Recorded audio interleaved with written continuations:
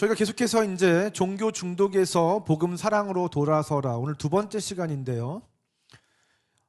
사도 바울을 보면 율법에 노이로제가 걸린 사람처럼 율법 안 돼! 율법으로 돌아가면 안 돼! 이걸 너무나도 강력하게 외치는 거예요.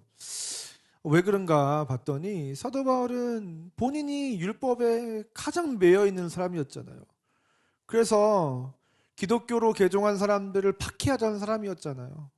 거기 안에 능력이 없다는 걸 본인이 너무나도 깊이 분명하게 깨달았기 때문에 사도 바울은 이제 율법이 아닌 복음의 시대가 다가왔다는 것에 대해서 너무나도 깊이 아주 본질적으로 꿰뚫고 있었던 것입니다.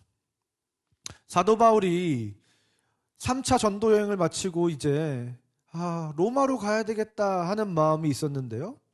사도행전 19장 21절을 보니까 바울이 마게도냐와 아가야를 거쳐 예루살렘에 가기로 작정하이르되 내가 거기 갔다가 후에 로마도 보아야 하리라. 로마를 가야 되겠다는 마음과 함께 예루살렘을 중간에 들려야 되겠다라는 마음이 생긴 거예요. 그런데 이제 가는 길에 이제 이 사도 바울이 두로에 가서 제자들을 만나는데요.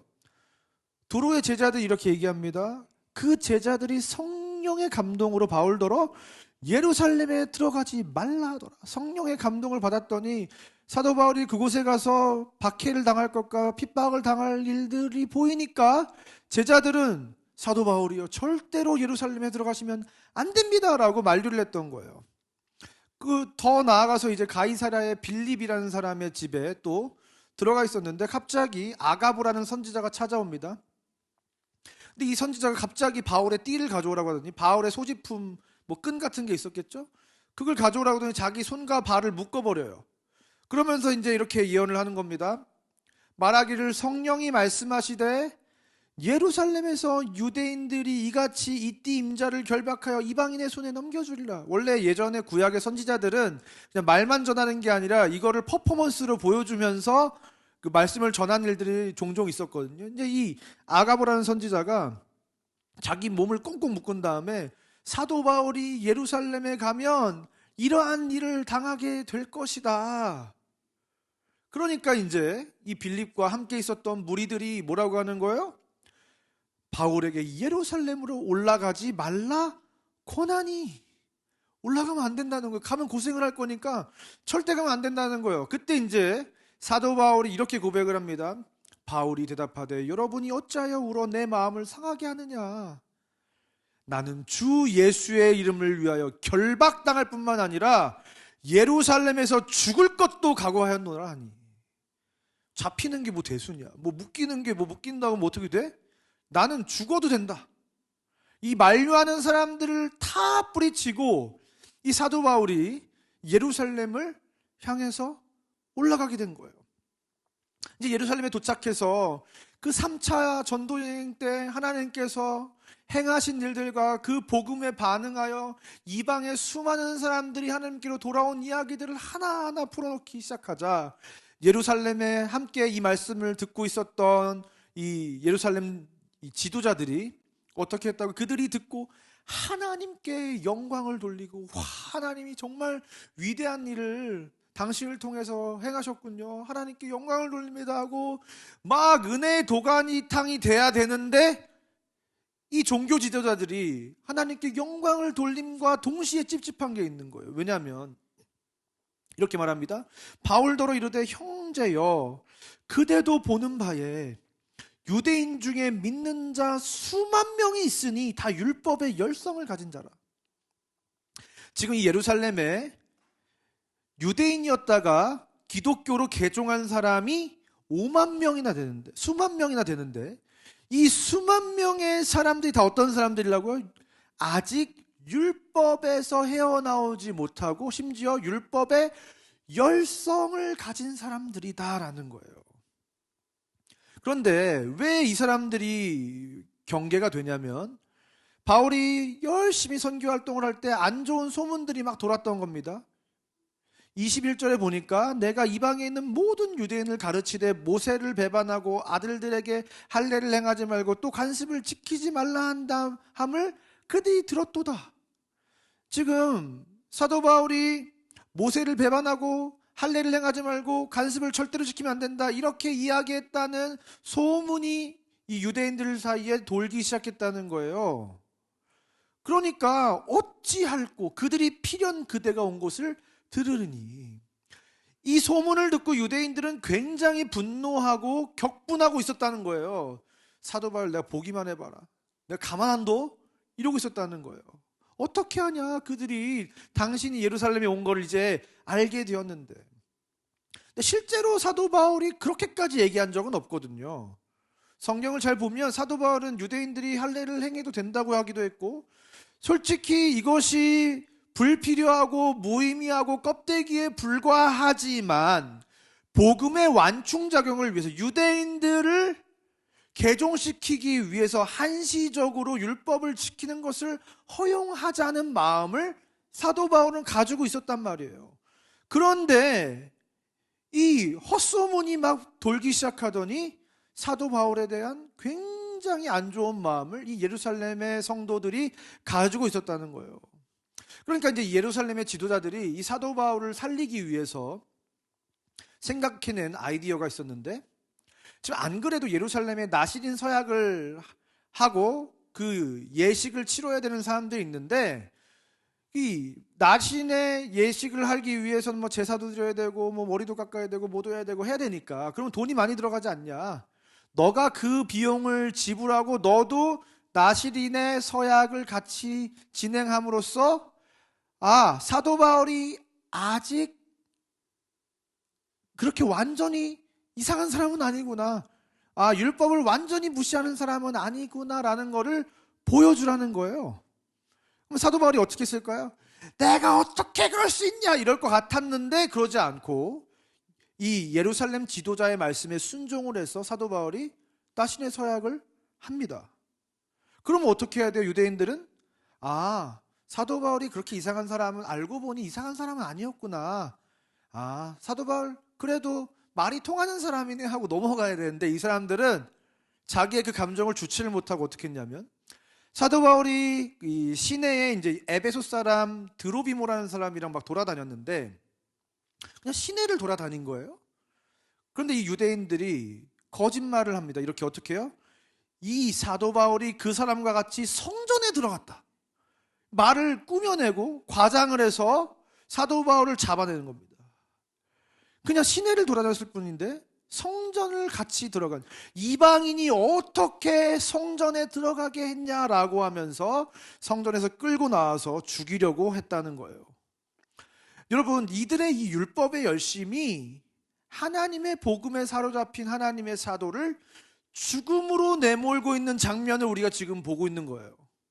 아니, 세상도 아니고 로마도 아니고 사탄의 권세도 아니고 개종한 유대 그리스도인들이 자기 안에 있던 그 율법을 버리지 못해서 하나님의 사람을 지금 죽이려고 하고 있는 겁니다. 여러분, 어쩌면 저와 여러분에게 아직 남아있는 이 율법은, 이 종교성은 복음을 방해하고 가로막고 복음을 없애려고 하는 심각한 폐악이 될 수 있다는 사실을 우리는 간과해서는 안 된다는 거예요. 그래서 이제 이 바울을 죽이려고 하는데, 이 이야기가 그 이스라엘 백성 가운데 주둔하고 있었던 로마의 천부장에게 들려온 거예요. 로마의 천부장 입장에서 어떻게 되는 거예요? 내가 관할하고 있는 지역에서 문제가 생기면 됩니까? 안 됩니까? 그러니까 불이 나게 달려가 가지고 막 그 현장에 도착하니까 이스라엘 사람들이, 이 유대인들이 딱 죽이려던 행동을 멈춥니다. 왜냐하면 이 로마의 통치하에서 총독의 승인이 없이는 사람을 죽일 때 로마법에 위반이 되기 때문에 처벌을 받게 되는 거예요. 그러니까 이 유대인들이 하던 이 죽이려던 일을 멈췄다는 겁니다. 여러분, 이 상황을 봤을 때 우린 굉장히 아이러니한 것을 보게 되는 거죠. 복음도 하나님의 사도도 안 무서운데 군인은 무섭고 경찰은 무섭고 로마법은 무섭다는 거예요.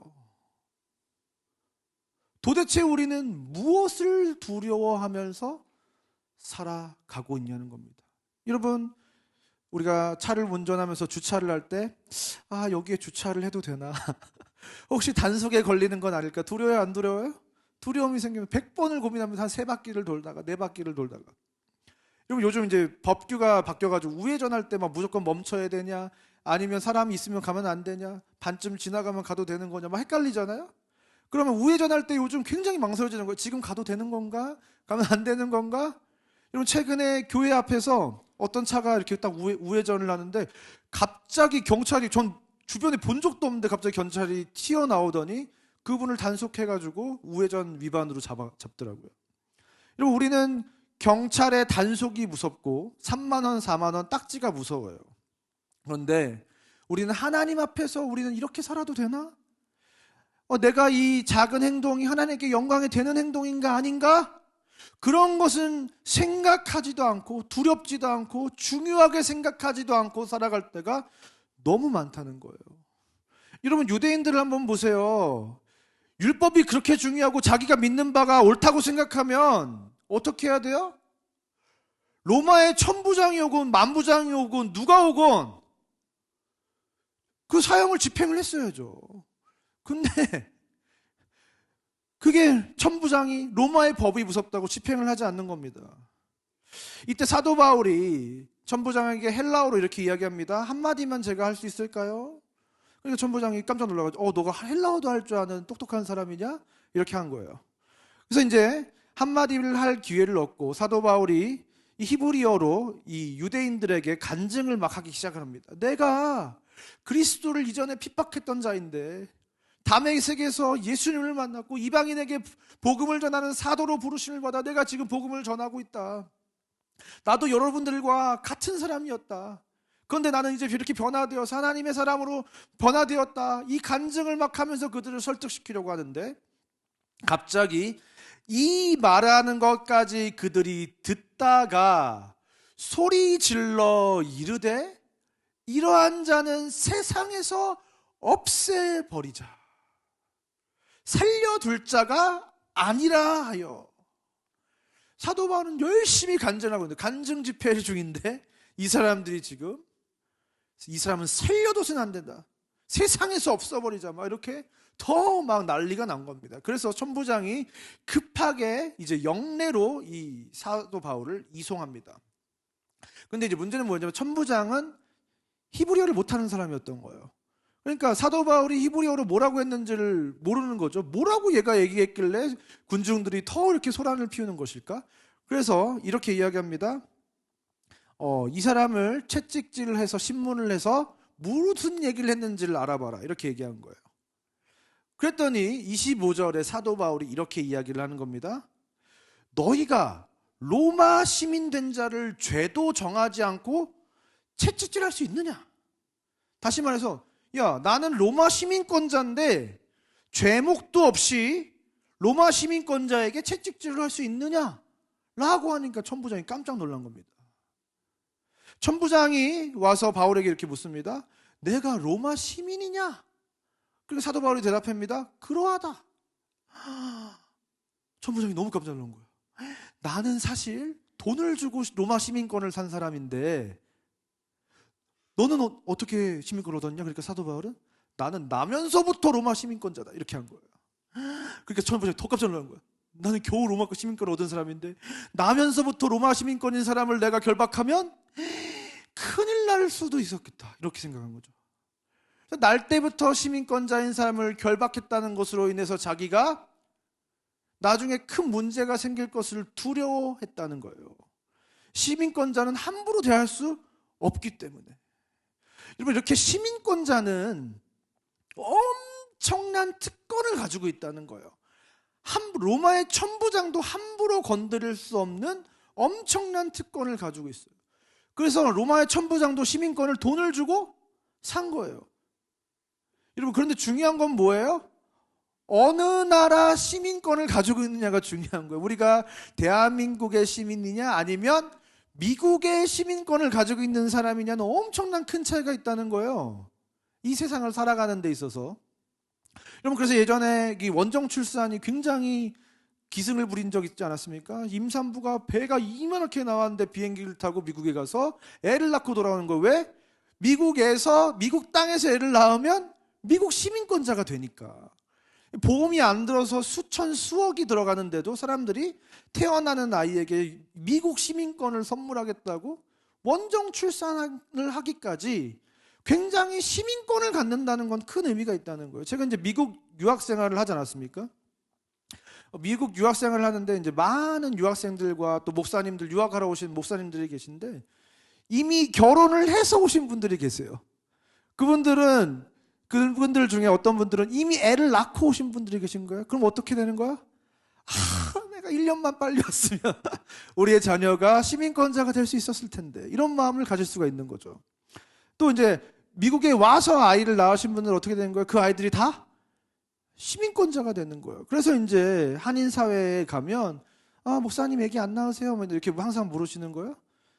저희 아직 아이가 하나님께서 주시지 않아가지고. 그러면 빨리 낳으셔야 돼. 한국 가시기 전에 빨리 낳으셔야지. 애기 시민권 받아가야지. 이렇게 성도님들이 항상 이야기를 하세요. 근데 저희는 이제 불임으로 인해서 아이가 생기지 않았는데 속으로는 그런 말씀을 들을 때마다 이렇게 이야기했습니다. 내 아이는 천국의 시민권자인데 미국 시민권자가 뭐가 그리 중요하다고 라고 속으로 생각을 했지만 더 깊은 속에서는 어떤 마음이 있습니까? 빨리 나을 수 있으면 시민권을 받을 수 있을 텐데 하는 그런 인간적인 마음이 스물스물 아주 깊은 마음 구석에서 올라오는 거예요. 우리 아린이가 한 7년 전에 태어나서 시민권을 받고 있으면 얼마나 좋을까요? 그런데 이제 한국 사회에서 시민권이 필요한 것은 또 무엇입니까? 남자이면 군대를 안 가도 되잖아요. 미국 시민권자 하면 혜택이 참 많이 있습니다. 비자가 없이 그냥 미국에 들어갈 수도 있고, 또 입국할 때도 시민권자들만 가는 줄로 서서 가면 더 빨리 들어갈 수도 있고, 무엇보다 남자애들은 군대를 안 가도 되는 엄청난 특권을 가지고 있다는 거예요. 여러분, 우리가 어느 나라의 강대국에 시민권을 가진다는 것은 엄청난 특권을 준다는 것입니다. 여러분, 그렇다면 저와 여러분의 시민권은 어느 나라에 속해 있습니까? 빌립보서 3장 20절에 이렇게 고백합니다. 그러나 우리의 시민권은 하늘에 있는지라. 아멘. 저와 여러분은 천국의 시민권을 소유한 자라는 거예요. 시민권은 어느 나라의 시민권을 가지고 있느냐가 중요한데, 우리는 천국의 우주의 대통령이신 하나님 나라의 시민권을 가진 엄청난 특권을 가진 존재로 이 땅을 살아가고 있다는 거예요. 여러분, 사도 바울은 로마의 시민권자였지만 엄청난 특권을 가지고 있었지만, 그럼에도 불구하고 사도 바울은 결국 이렇게 고백하는 것입니다. 내 진짜 정체성은 어디에 있느냐? 내 진짜 시민권은 어디에 있느냐? 로마도 아니고 이스라엘도 아니고 나는 하늘나라의 시민권자다. 이것이 사도 바울에게 있어서 가장 큰 자기의 자랑이었다는 사실입니다. 우리가 이제 천국의 시민으로 살아간다는 것은 무엇입니까? 로마 시민권과 미국의 시민권과는 비교할 수도 없는 엄청난 신분과 특권을 가지고 이 땅을 살아가게 된다는 것을 의미하는 거예요. 여러분, 우리가 가지고 있는 이 천국의 시민권, 그렇다면 그 나라는 어떤 나라이냐? 골로새 1장 13절에서 사도 바울은 이렇게 한마디로 그 나라를 묘사하고 있는 거예요. 그가 우리를 흑암의 권세에서 건져내사 그의 사랑의 아들의 나라로 옮기셨으니. 그 나라는 한마디로 요약되는 나라입니다. 어떤 나라요? 사랑의 아들의 나라라는 거예요. 그 나라의 백성은 왕의 자녀들이라는 거예요. 그리고 그 아버지 대신 왕의 자녀가 되어서 사랑받는 자로 존재하는 나라가 바로 우리가 가지고 있는 천국의 시민권, 그 특권이라는 것입니다. 신의 자녀가 되어 신의 사랑과 은총을 누리며 살아가는 나라, 그 나라의 시민권을 저와 여러분이 얻은 줄 믿습니다. 그런데 심심치 않게 이 서신서를 보면 사도 바울이 우리가 하나님의 자녀라는 이야기도 하지만 나는 그리스도의 종이다 이런 얘기도 하는 거예요. 우리 헷갈리기 시작합니다. 종에서 자녀로 옮겼다고 해놓고 왜 다시 종이라 그래? 그 당시 로마 시민의 이 계급의 체계는 노예, 해방노예, 평민, 귀족으로 이루어져 있었어요.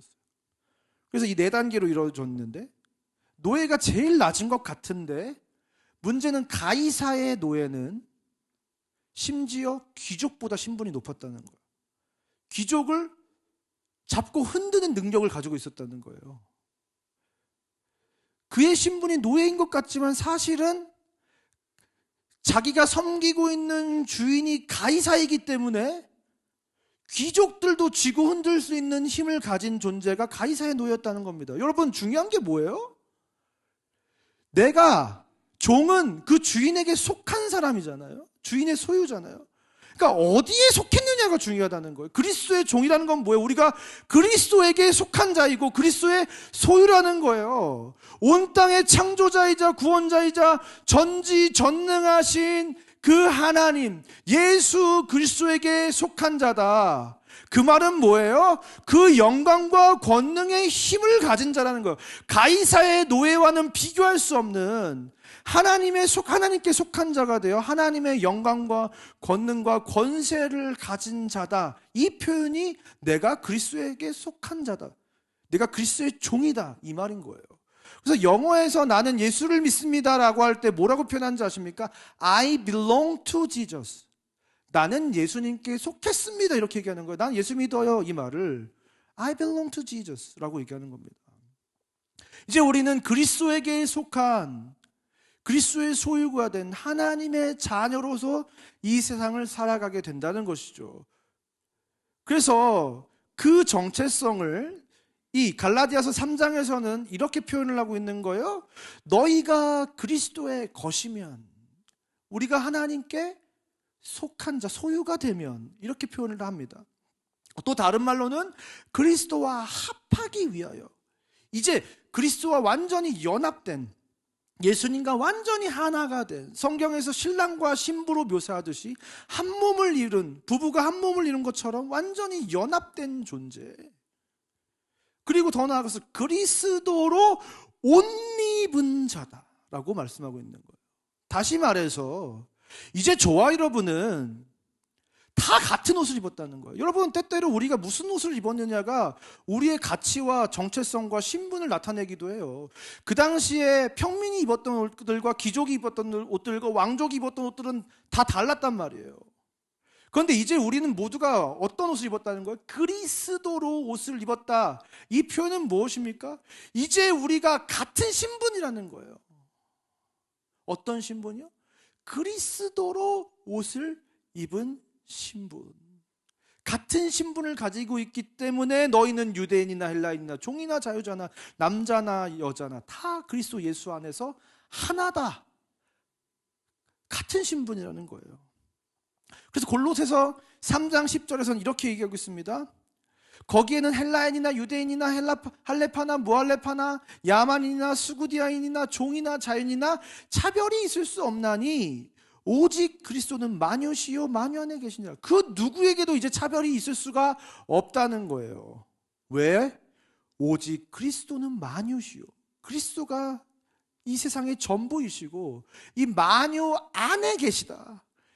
모든 사람과 모든 것 안에 예수 그리스도가 담겨져 있게 되니까 그 그릇이 무엇이건 간에 그 안에 이따만한 다이아몬드가 달려있는데, 들어가 있는데 그 그릇이 뭐냐가 보이냐는 거예요. 그건 아무런 가치가 없다는 거예요. 그 그릇이 무슨 도자기 그릇이든지 플라스틱 그릇이든지 놋 그릇이든지 질 그릇이든지 그게 뭐가 중요하는 거예요. 그 안에 예수 그리스도가 계신다. 그러므로 차별이 없다는 거예요. 여러분, 우리가 세상에서 무슨 지위가 대통령이건 우리가 장관이건 국회의원이건 그 그릇이 아무 의미가 없다는 거예요. 우리가 무슨 세상에서 덕을 많이 쌓아가지고 석가모니건 우리가 무슨 간디건 테레사 수녀건 그 윤리 수준의 그릇이 아무것도 아니라는 거예요. 우리의 성공, 우리가 대단한 사람, 업적을 이루고 무슨 노벨상을 타고 우리가 대단한 사람이 돼도 그 그릇은 아무것도 아니라는 거예요. 우리의 재산이 무슨 빌 게이츠보다 앨런 머스크보다 많다? 그 그릇이 우리를 정의하는 가장 최고의 가치가 될 수가 없다는 겁니다. 왜냐하면 그 그릇이 아무리 대단하더라도 그 그릇 안에 담긴 보배이신 보화이신 예수 그리스도의 가치가 너무 크기 때문에 우리의 가치, 우리의 선전, 우리의 자랑은 그 보화에 있기 때문에 그 나머지는 아무것도 아니라는 거예요.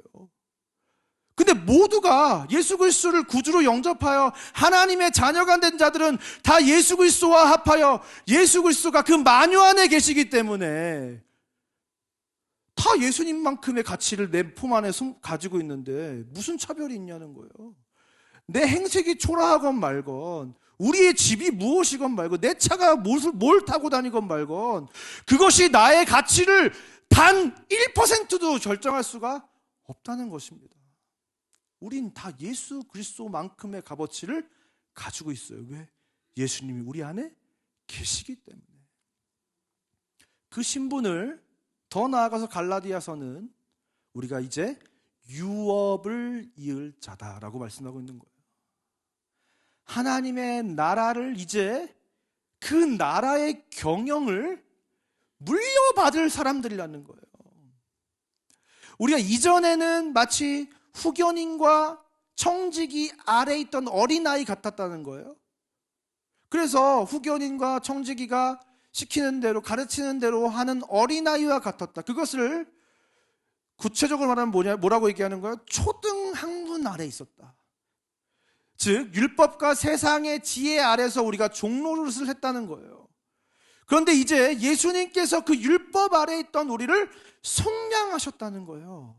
이제 더 이상 우리는 후견인과 청지기 아래 돌봄을 받는 어린아이가 아니라 이제 예수 그리스도의 그 은혜의 속량함을 받아 이제 스스로 선자가 되어서 율법 아래 있을 필요가 없게 된 겁니다. 후견인과 청지기의 도움을 받을 필요가 없는 존재가 되었다는 거예요.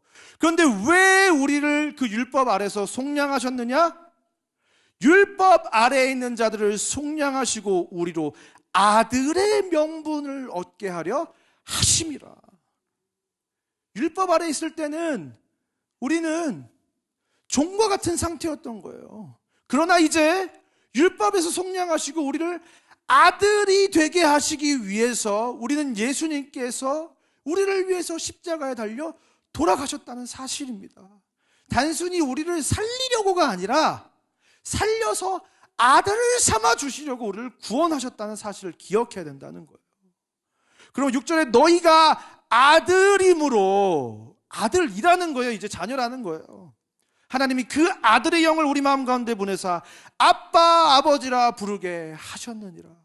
이제 우리는 하나님을 아버지라고 부르는 이 존재의 혁명이 우리의 구원으로 말미암아 이미 성취가 된 존재들인 줄 믿습니다.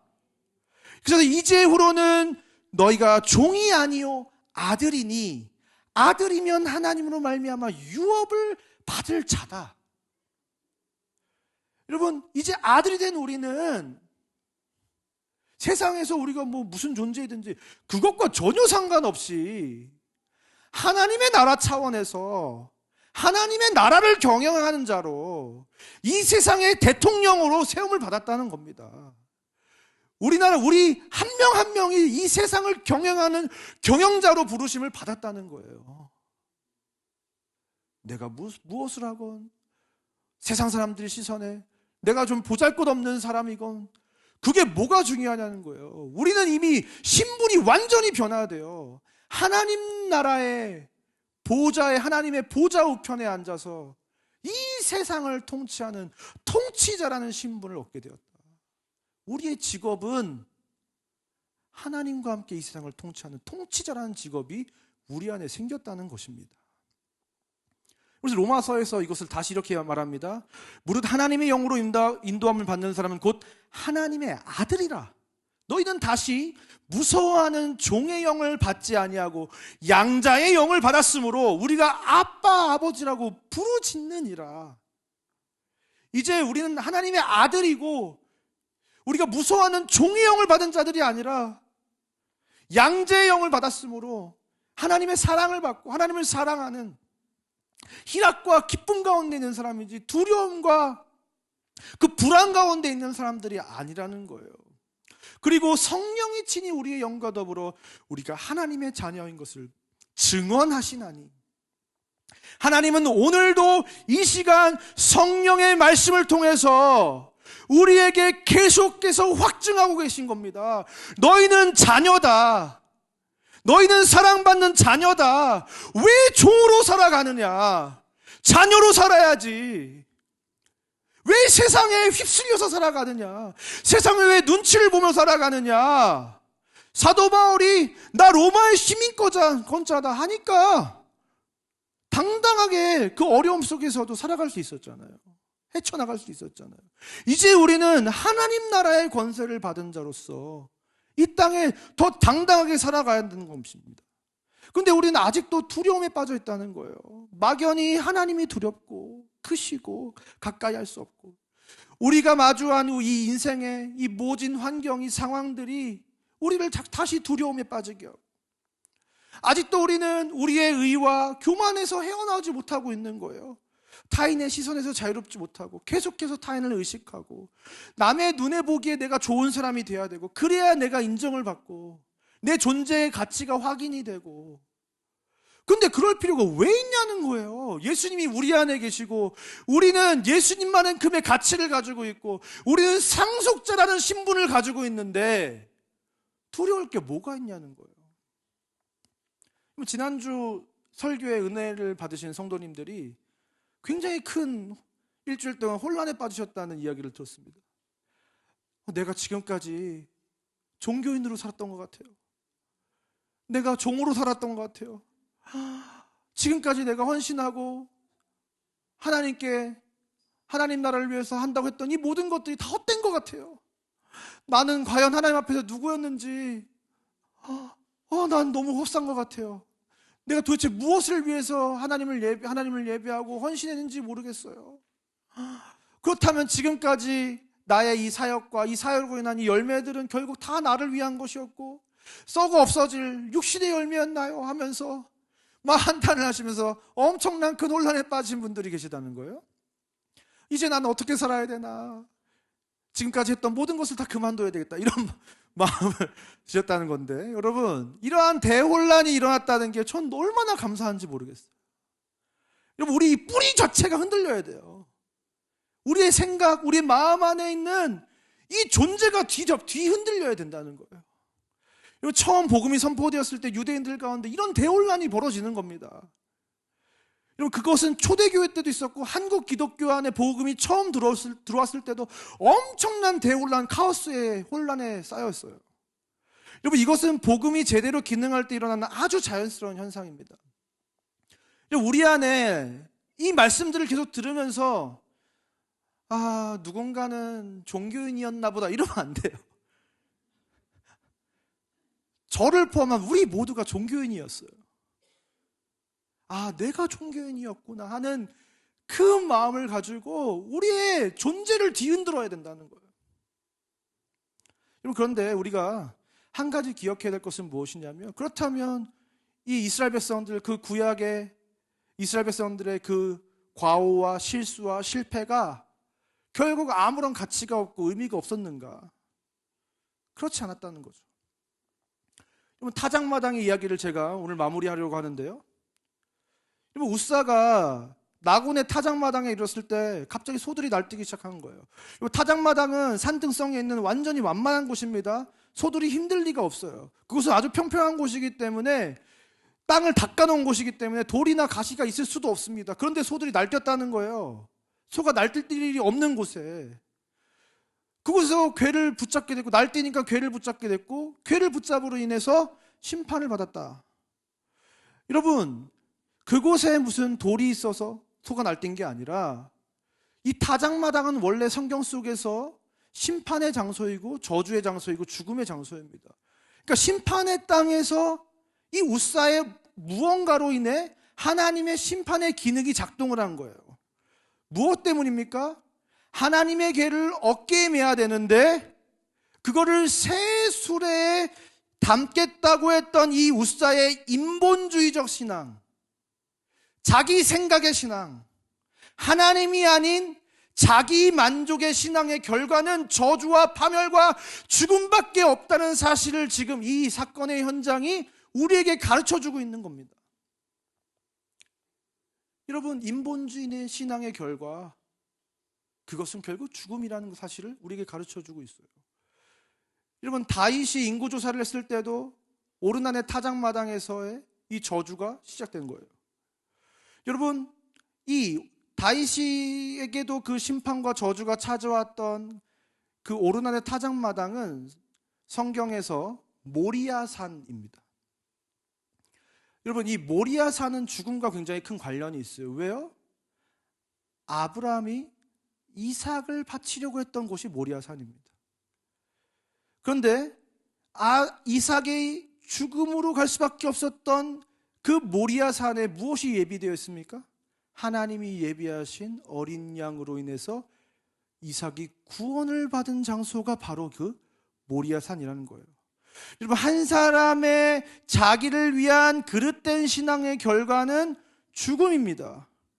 이렇게 타작마당은 그 죽음과 심판이 있다는 것을 우리에게 가르쳐 주는 거예요.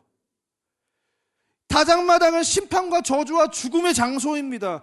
여러분, 그러나 한 사람의 죄악이 죽음과 파멸을 가져오지만 한 사람의 의로운 죽음이 생명과 구원을 가져올 수 있다는 것을 숨겨놓은 그 비밀한 장소가 바로 타작마당이라는 사실입니다.